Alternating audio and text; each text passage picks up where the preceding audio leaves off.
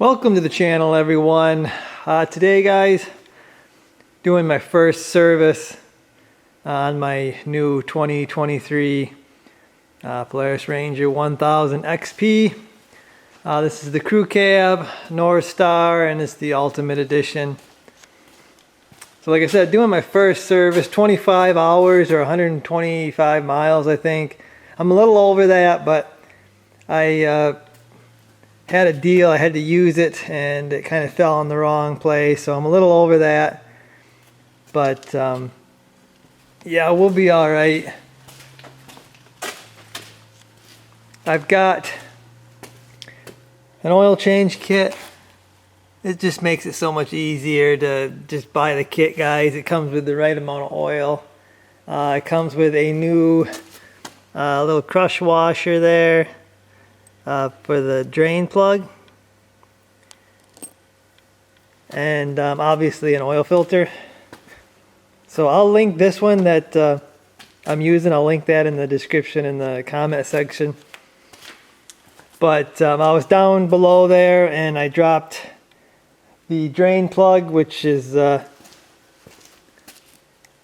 here's the drain plug. You need a 6mm.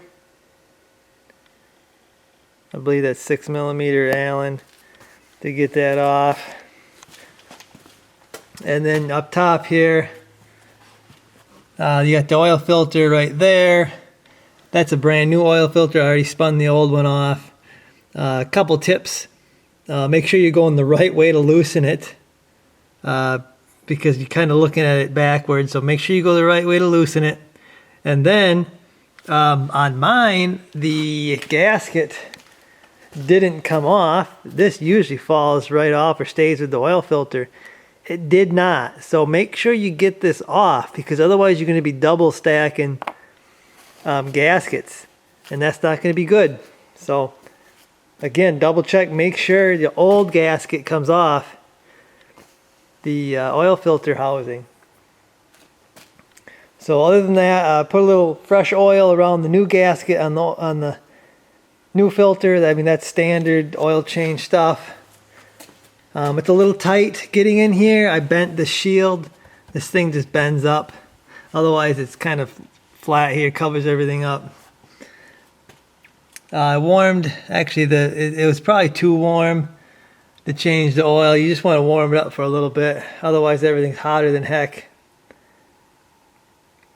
But I cracked the oil fill, so the oil comes out a little easier at the bottom. Otherwise, it kind of comes out slow. I got this pretty fancy oil filter wrench.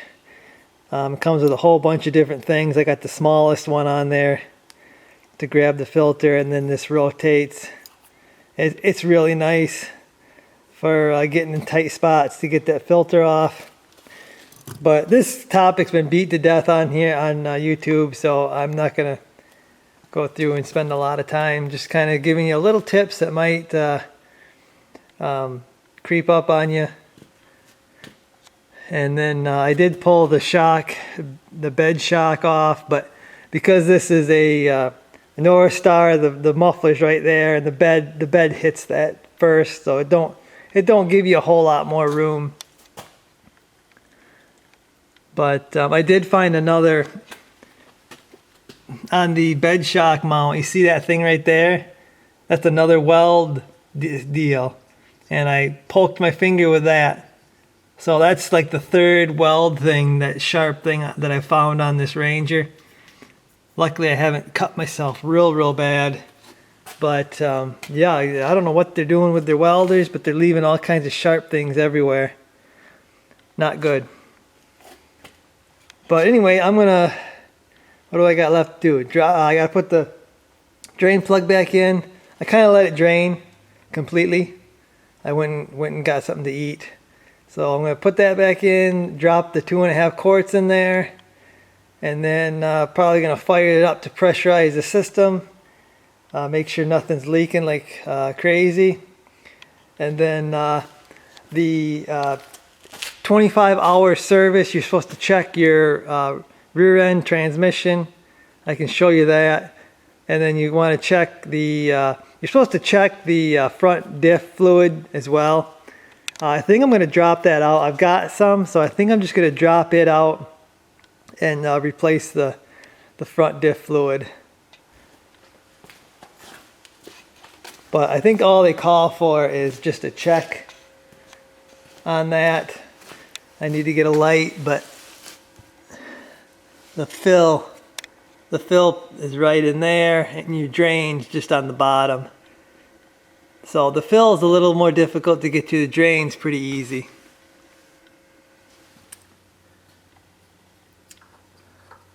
Okay, so I did go down there, reinstall my drain plug. I did torque it with the inch-pound torque wrench. The owner's manual says 12 foot-pounds. It's 144 inch-pounds, so that's what I did. I used an inch-pound torque wrench. So I'm going to add oil now.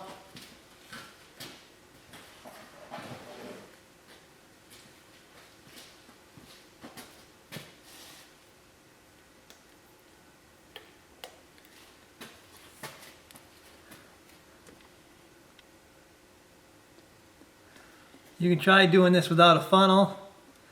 I wouldn't recommend it. Sometimes you can get it, sometimes you miss. I'd rather just not make a mess. I'm gonna put the 2.5 quarts that they give in the kit in here. Should be right on the money.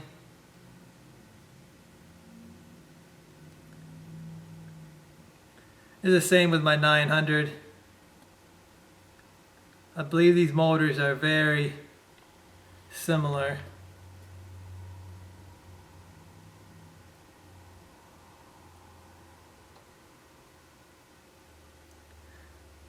But I'm going to get this in there and we'll fire it up, let it pressurize for 30 seconds or so, then we'll check for leaks.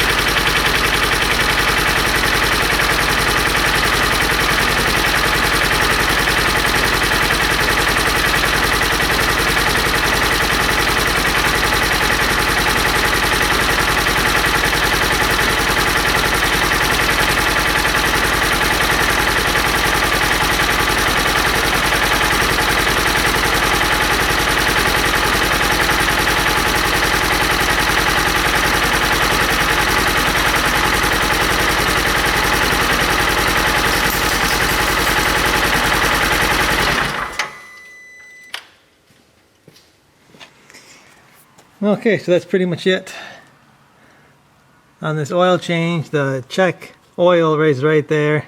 It put me right in the middle of the safe zone when I checked it just now. So should be good. I'm going to bend this back down to where it was before the oil change. Check on the ground. I don't see anything leaking. There will be, from what I found doing these Rangers, is When you do the oil filter, you lose oil, so there will be a little bit of oil that comes out of that skid plate.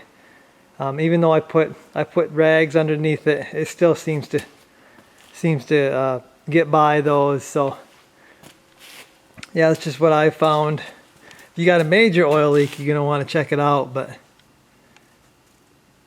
so I'm gonna hook up my bed shock back up, and then we're gonna continue on with the first service on this thing. Okay, so continuing with this first service.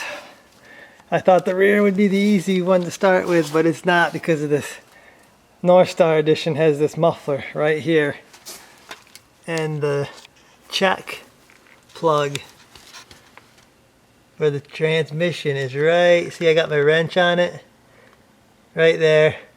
Make sure you got your Allen all the way in there so you don't strip something out. 8mm Allen, and I've got mine loose. I know it's hard to see, but I'm going to loosen mine up and check the fluid. It's going to be pretty difficult to check it, but I guess you're supposed to fill them, you know, until it runs out. So we'll see if something runs out. If something starts running out, I'm going to pop it back in, and we'll be good for the rear. This muffler is in a horrible spot for this job, but yeah, I didn't see no fluid come out, so I'm going to get I got another jug. I'm going to hopefully get my little pumper thing, and hopefully I'm going to pump some fluid in that, and yeah, we'll see what happens, I guess. Okay, so this is the stuff you need for the transmission.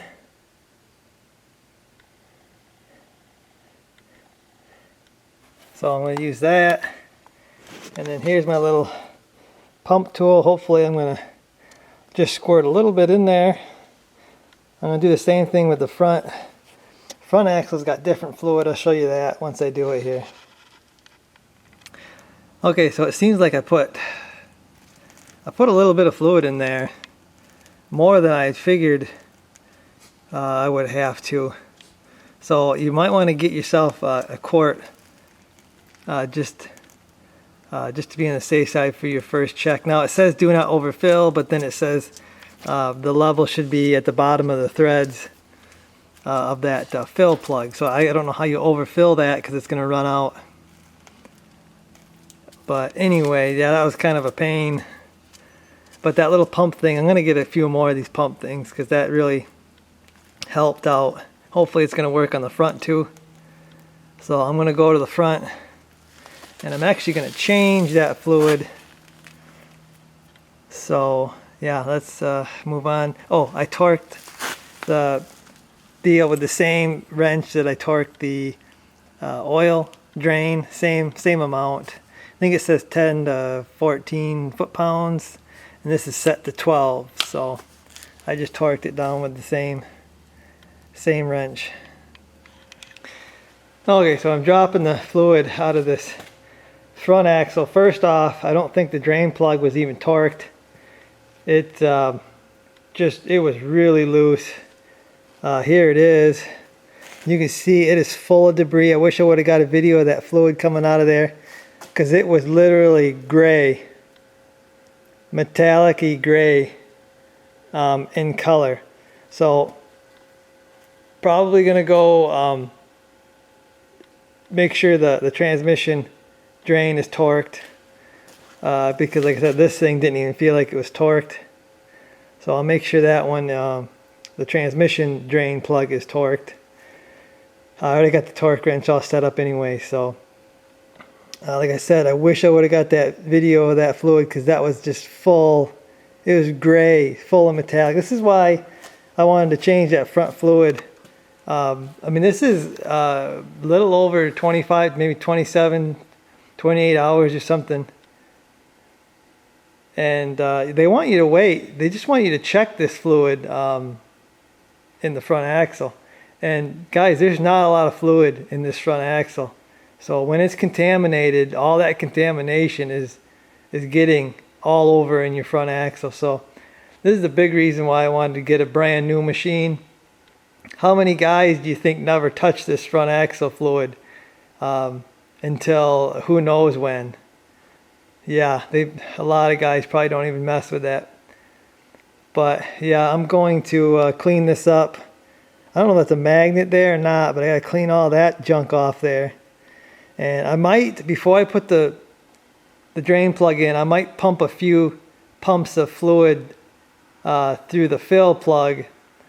Just kind of flush that out completely, because it was bad. It's so bad, I'm gonna call the dealer and ask them if I should be concerned about that or not. They're probably gonna say don't worry about it, of course. I've got a year warranty on this thing, so not a lot of time to have something go wrong. Anyway, I'm gonna get my fluid out. I gotta show you that, the demand drive fluid. It's a different fluid from the transmission that goes in the front axle here. So I get my pump set up, and like I said, probably put a couple squirts in there to flush out debris. Then I'll reinstall the drain, and then we'll fill it till it runs out of the bottom of the threads, is what the book says. Okay guys, try to get you a shot of this fill plug. You can see my wrenches on it right there. Again, 8mm Allen to get to that. And then here's the demand drive fluid that you're going to need. And this quart will actually do quite a few fluid changes. Like I said, there's not a lot of fluid in there. That's why you want it. That's why you want it clean. So yeah, let me get this plug out, and I'm going to fill this thing up with fluid with my little pump, hopefully. Okay, so I got that all buttoned up, torqued my drain fill plugs. I'm really happy that I drained that front axle. I was just going to check it like they said, but seeing it so grayish or full of metallic, I'm so glad I got that out of there. Actually, I'm kind of wishing I would have changed the transmission fluid as well, but they don't recommend that for I'm not sure when. It's a ways down the maintenance list. I think, okay, on the 25 hour they also want you to check your brake pads and stuff. I have hardly touched the brakes on this thing, so maybe if you're going down the roadways and you're going pretty quick, maybe you want to check your brake pads. They want you to check brake hoses and stuff, and I've been looking this thing over as I've been using it and checking everything. There's no leaks, there's nothing leaking, no brake lines leaking or anything. So yeah, that pretty much concludes the 25 hour, I think it's 250 mile. I don't know if I said something different in the beginning, but 25 hour, 250 miles. I think I got 130 some miles on this thing. Not very many miles at all. That's why that front axle fluid surprised me with how bad it was.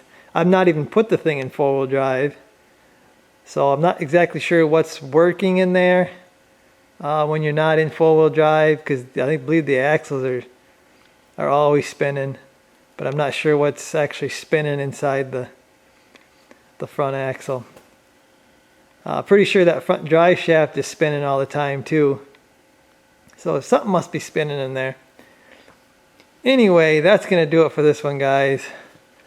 Get out there and maintenance your rigs, guys. They'll pay you back. You take care of them, they'll take care of you. So I'm gonna take care of this one because this one is brand new and it cost a lot of money, so I'm gonna take care of it.